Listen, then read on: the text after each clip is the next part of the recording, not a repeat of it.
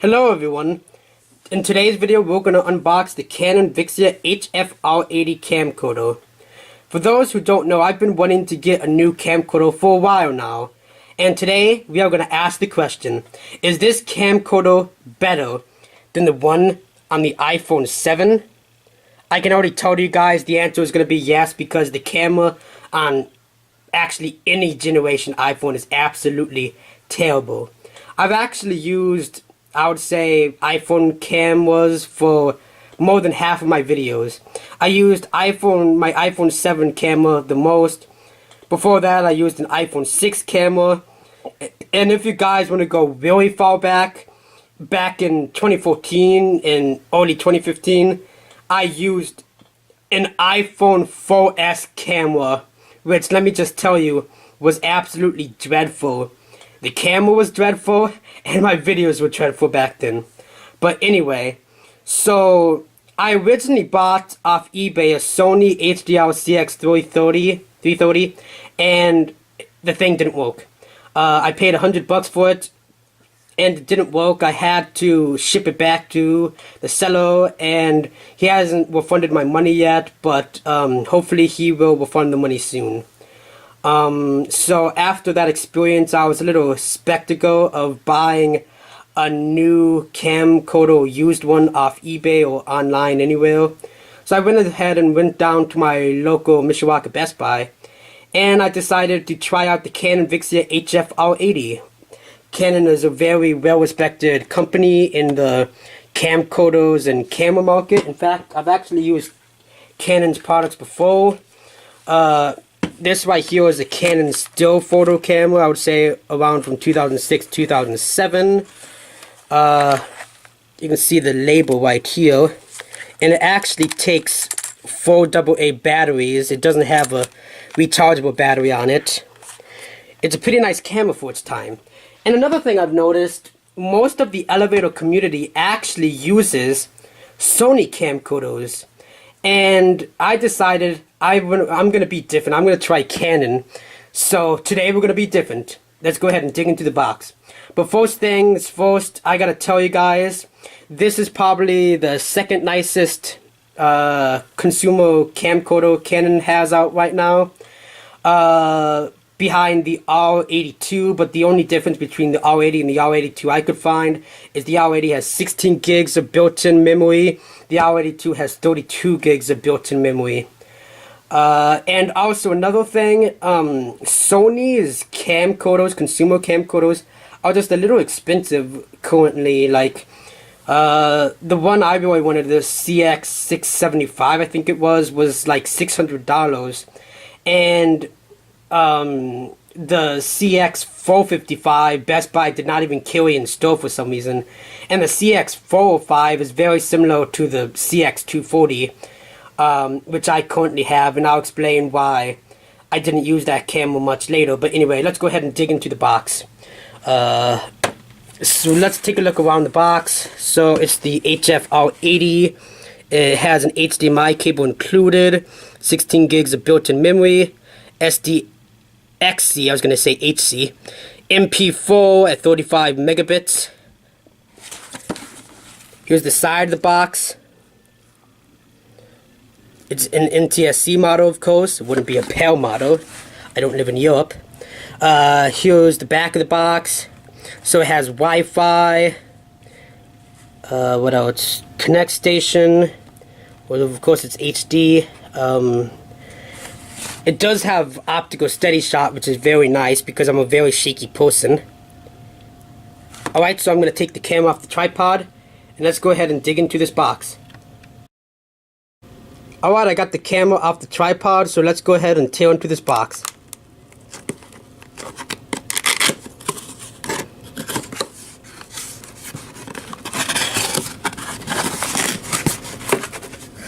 You stay down there. Got a bunch of manuals. See, we got a dealer record of Canon purchase, okay. And an instruction manual. See, the R80 and the R82, they're very identical to each other. Alright, here we go. this right here.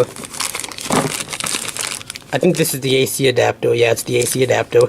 It almost looks like a Game Boy Advance or DS AC adapter. You got a USB cable to plug into your computer.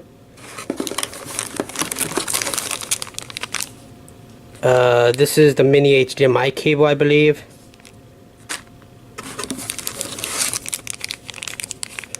Oh, this is the battery, and this is already a big improvement because I have more battery life than my iPhone 7, and also the CX240. I think that's it for accessories. Yes, that's it. Let's take a look at the camera. Oh man, it's in bubble wrap. You know what? I'm gonna put the camera on the tripod again. Alright, I got the camera back on the tripod. Let's take it out. Oh man. Ooh. Here it is. Looks pretty nice. There's the lens. Very nice. Wrist strap is, let's see, very comfortable to hold. There's your LCDs. Oh, there's my face. You don't want to see that. There's the side. So you got a microphone input, which is very nice. I can use an external microphone if I wanted to. AV out. Mini HDMI. There's a USB port. And take a look at this. It's even got a traditional SD card slot on it, which is a major improvement over the CX240. Hey, can I get this close? Okay, there we go. That is a major improvement over the CX240 because the CX240 only takes micro SD because for some reason Sony loves that M2 format, but I absolutely cannot stand it. It's like, just use regular SD cards, Sony. It's time. So I'm really excited to try this. Now, I'm gonna go ahead and make an elevator test video with this camcorder soon. But look at this door right here. You may notice that it looks a little weird. And this is the problem I have with the Sony HDR CX240 that I'm using right now to make this video. It has the Colorless lens, which is a very nice lens. But the problem with it is it has a fisheye effect for some reason. And that's a major issue. That's why I barely use this camcorder to make any of my elevator videos, because when I make an elevator video, I want the elevator to, you know, look straight and all. And when I use this camcorder to film an elevator, I only used it for like 2 or 3. If you want to see for yourself what it looks like, look at the Doubletree and South Bend elevator video and the Chase Tower elevator video that I made a long time ago. In those videos, the doors to the elevators looked very stretched out and it just didn't look good. Like, it basically looks like this door which you see right now. So that's why I used my iPhone for most of the videos, because it just works way better to get a straight shot and everything. Don't get me wrong, besides the fisheye effect, the CX240 has given me great use in the past, because I used my CX240 for other projects I did back in the day.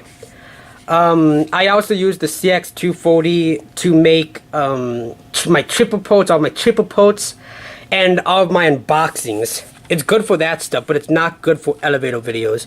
So I think this Canon camcorder is going to be very useful, and something just dropped and hit the tripod. I'm sorry about that.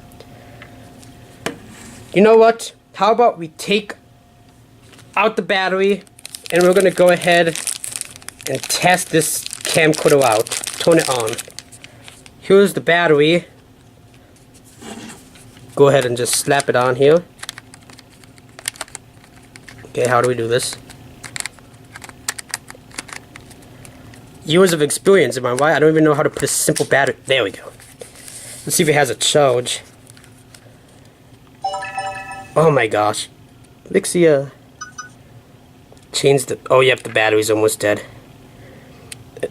And it's dead. Fantastic. Well, looks like we won't be testing it out today, but that's what it looks like in my hand. The wrist strap is very comfortable. The only thing I don't like about this camcorder, there's two things I see so far.